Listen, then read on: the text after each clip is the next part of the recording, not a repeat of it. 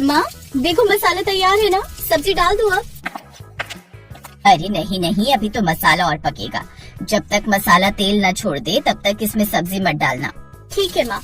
तो मैं आटा गूंद दूँ? हाँ, और सुन, आटे को हाँ हाँ मुझे सब याद है माँ कि आटा गूंदने के बाद इसे थोड़ी देर पानी लगाकर छोड़ देना है। मतलब तुझे याद है सब? अब इतनी बार बताओगी तो याद तो हो ही जाएगा ना माँ। अरे अच्छा खाना बनाएगी तो ससुराल में सास से डांट नहीं खानी पड़ेगी। अब इसमें ससुराल कहाँ से आ गया माँ? क्यों, तेरी उम्र हो गई अब शादी की। तेरे बाबा रिश्ता ढूंढ रहे हैं तेरे लिए। देख तृप्ति, हर लड़की को अच्छे से खाना बनाना आना चाहिए। हाँ तो इतना तो मुझे आता ही है कि मैं सबका पेट भर सकूं। इतने से काम नहीं चलता है। अगर अच्छा खाना बनाएगी तो तुझे भविष्य में भी काम आएगा, समझी? तृप्ति बहुत ही अच्छी लड़की थी। उसकी माँ लता ने उसे बहुत ही अच्छे संस्कार दिए थे। धीरे धीरे तृप्ति अपनी माँ की ही तरह बहुत अच्छा खाना बनाना सीख गई। और फिर एक दिन, तृप्ति जल्दी धरा।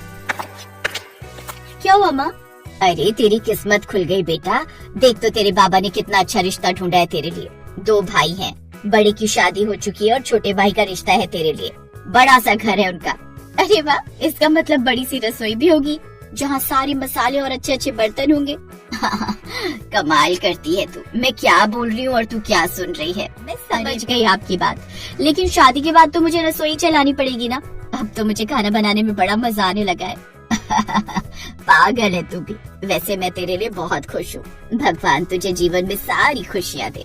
ऐसे ही वक्त निकल गया और तृप्ति की शादी तरुण से हो गई। तृप्ति का ससुराल वाकई बहुत बड़ा और अमीर था, लेकिन दिक्कत ये थी कि तरुण को शराब पीने की लत थी और जब उसका कहीं रिश्ता नहीं हो रहा था तो उसके परिवार ने गरीब घर की तृप्ति को अपनी बहू बना लिया। एहसान मान हमारा, कितने गरीब घर की होते हुए भी हम तुझे अपने घर लेकर आ गए। और क्या, अगर तरुण को शराब की लत न होती तो मैं अपनी जैसी किसी अमीर घर से ही देवरानी लेकर आती। कम से कम दहेज तो अच्छा मिलता।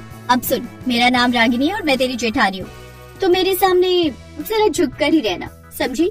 जी मैं समझ गई। एक पल में ही बेचारी तृप्ति के सारे अरमान चकनाचूर हो गए। उसकी सास सुषमा और जेठानी रागिनी ने पहले दिन उसकी बेइज्जती करने में कोई कसर नहीं छोड़ी। अगले दिन जब तरुण कहीं जाने के लिए तैयार हो रहा था तब, सुनिए, अब आपकी शादी हो गई है, आप ये शराब की आदत छोड़ दीजिए ना। मैं चाहती हूँ कि हम दोनों जिंदगी भर साथ रहें, हमेशा। अपना मुंह बंद रख, समझी? मुझे क्या करना है ये तू मुझे मत बता। चुपचाप खाना बना, टीवी देख और सो जा। इससे ज्यादा और कुछ नहीं करना है तुझे, समझी? सास और जेठानी की जली कटी सुनने से तृप्ति को उतना दुख नहीं हुआ था जितना उसे अपने पति की बातें सुनकर हुई। ऐसे ही एक दिन, माँ जी बस, अब बहुत हो गया। क्या हुआ रागिनी, तू इतने गुस्से में क्यों है? माँ जी तरुण को समझा लो, रोज रोज शराब पीकर लोगों से झगड़ता रहता है। अरे कोई काम धाम तो करता है, दुश्मन बना बैठा है। ऊपर से अपनी पत्नी और ले आया। इन्हें पालने के लिए मेरा पति सारा दिन अपनी ऐसी की तैसी क्यों करवाए भला? ऐसा क्यों बोल रही हो रागिनी तुम? तरुण तुम्हारा देवर है, आशीष का छोटा भाई है वो। मुझे भूख लगी है, खाना दे दो ना। हाँ अभी लाती हूँ। तृप्ति रसोई में गई और एक पैन में दाल गरम करने लगी। तभी उसकी जेठानी वहाँ आ गई। तेरी हिम्मत कैसे हुई मेरे बर्तनों को हाथ लगाने की? अभी वो मैं तो बस खुद तो दहेज में एक फूटा बर्तन लाई नहीं और चलिए मेरी नॉनस्टिक कढ़ाई में दाल गरम करने, वो भी उस निठल्ले के लिए। माँ जी, ओ माँ जी। रागिनी ने रसोई से चिल्लाना शुरू कर दिया। उसकी आवाज सुनकर सुषमा रसोई में आई। माँ जी बस, बहुत हो गया, आज से भिखारिन इस रसोई में दिखनी नहीं चाहिए मुझे। खुद तो बर्तन लाई नहीं और शौक देखो, मेरी नॉनस्टिक कढ़ाई में खाना गरम कर रही है। अच्छा ठीक है, मैं समझा दूंगी उसे। नहीं, या तो आज से इस रसोई में ये आएगी या फिर मैं आशीष के साथ कहीं और जाकर रह लूंगी। आप ही बताइए कैसे करना है। नहीं, तू क्यों जाएगी? सुन तृप्ति, अब उठा ये चूल्हा, ये ले सिलेंडर और ये बर्तन, जा अपने कमरे में जाकर खाना बना आपसे।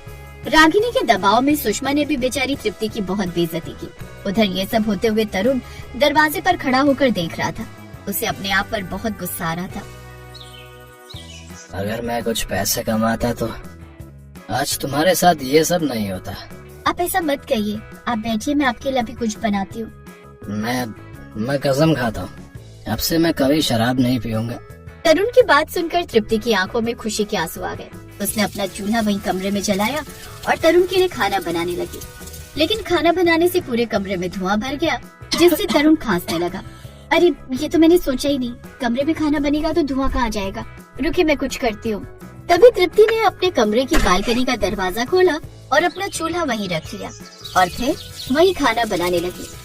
उस दिन उसने बहुत अच्छी सब्जी और दाल बनाई, जो दोनों पति पत्नी ने आराम से बैठकर खाना खाया। और फिर मेरी वजह से भाभी ने तुम्हें रसोई से निकाल दिया, मुझे बहुत बुरा लगा। जो भी हुआ उसे भूल जाओ, अब हमें एक नई जिंदगी शुरू करनी है, बस इतना याद रखिए। हाँ, तुम सच कह रही हो। मैं भी कल से ही काम की तलाश करता हूँ। अब मैं काम करूँगा, पैसे कमाऊंगा, ताकि तुम्हें कोई कुछ ना कह सके। ऐसे ही वक्त गुजरता गया, पर तरुण को काम नहीं मिल रहा था। फिर एक दिन सुषमा के घर के बाहर आवाज आई, माई, कुछ खाने को दे दो, बाबा को भूख लगी है। खाना खत्म हो गया है बाबा, आगे जाओ कहीं और से ले लो। कोई बात नहीं बेटा, तुम्हारा भला हो। पता नहीं कहाँ से आ जाते हैं मुंह उठा के। तृप्ति ने रागिनी को ये सब कहते सुन लिया था। फिर जैसे ही बाबा उसकी बालकनी के पास से गुजरे, तब उसने आवाज देकर कहा, बाबा रुकिए, थोड़ी दाल और सब्जी बची है, पर रोटी एक ही है मेरे पास। जो प्यार से दोगी बेटी, बाबा खा लेगा। बाबा आपको मैं नीचे आकर खाना नहीं दे सकती, अगर मेरी जेठानी ने देख लिया तो वो मुझे बहुत बात सुनाएंगी। अब आप हाथ ऊपर करो, मैं आपको खाना पकड़ा देती हूँ। तृप्ति ने वहीं से नीचे खड़े बाबा की तरफ खाना बढ़ाया और बाबा ने भी हाथ ऊपर करके प्लेट पकड़ ली। उन्होंने वहीं बैठकर आराम से खाना खाया और फिर अरे वाह वाह, इतने दिनों के बाद इतना स्वादिष्ट खाना खाने को मिला है। बेटी, तुम तो बहुत अच्छा खाना बनाती हो। एक और रोटी मिल जाती तो मजा ही आ जाता। बाबा वो मेरी सास और जेठानी मुझे बहुत कम राशन देते हैं। अब शाम को जब वो आटा देंगे तभी रोटी बना पाऊंगी। मेरे पति काम की तलाश में है, पर अभी तक उन्हें काम नहीं मिला है। चिंता मत करो बेटी, तेरी तकदीर बदलने वाली है। तो बस अपने हुनर को आजमा। तो खाना बना और अपने पति से बोल कि वो उसे बेचे। और सुन, ये ले बाबा की तरफ से एक छोटी सी भेंट। बूढ़े भिखारी ने अपने थैले से एक सोने की अंगूठी निकाली और उसे तृप्ति को पकड़ा दिया। तृप्ति कुछ कहती उससे पहले ही बाबा वहाँ से चले गए। अगले दिन तरुण ने उस अंगूठी को बेचकर बाजार से ढेर सारा राशन और कुछ टिफिन खरीद लिए और फिर अब तुम अच्छा अच्छा खाना बनाओ और मैं उसे टिफिन में भरकर लोगों को बेचूंगा। अब अपनी बालकनी किचन ही अपने दिन संवारेगी। अगले दिन से तृप्ति ने वैसा ही किया। वो पूरे मन से अच्छा अच्छा खाना बनाती और तरुण साइकिल से बड़े बड़े ऑफिस में जाकर लोगों को टिफिन देकर आता। धीरे धीरे काम बढ़ने लगा और अब तो तृप्ति की बालकनी के बाहर उसके बनाए टिफिन के लिए ग्राहकों की लाइन लगने लगी। तरुण भी तृप्ति की पूरी मदद कर रहा था। दोनों पति पत्नी अच्छा पैसा कमाने लगे और फिर एक दिन, अच्छा माँ, भैया, भाभी, आपसे बहुत प्यार और सहारा मिला। मैंने और तृप्ति ने छोटा सा घर खरीद लिया है। अब हम दोनों वहीं रहेंगे और वहीं से अपना काम धंधा करेंगे। अब आप लोगों को हमारी वजह से कोई परेशानी नहीं होगी। ऐसे ही कई दिन बीत गए। एक तरफ तरुण और तृप्ति लगातार पैसे कमा रहे थे, तो दूसरी तरफ आशीष की नौकरी चली गई। उसकी हालत खराब हो गई और फिर एक दिन ढाबे पर, भैया थोड़ा खाना खिला दो, हम बहुत भूखे हैं, चाहो तो ये मेरी पायल रख लो भैया प्लीज। रागिनी की आवाज सुनकर जैसे ही वो लड़का पलटा तो उसे देखकर रागिनी हैरान रह गई। वो तरुण था जो अब उस ढाबे का मालिक था। तभी तृप्ति वहाँ पर आई और उसने रागिनी के पैर छुए। भाभी आप बिल्कुल चिंता मत करो, ये आपका ही ढाबा है, जब तक चाहे और जितना चाहे खाना खाओ। तृप्ति के चेहरे पर संतोष भरी मुस्कान थी। रागिनी, आशीष और सुषमा उसे हारी हुई नजरों से देख रहे थे और उनकी आंखों में पछतावा साफ झलक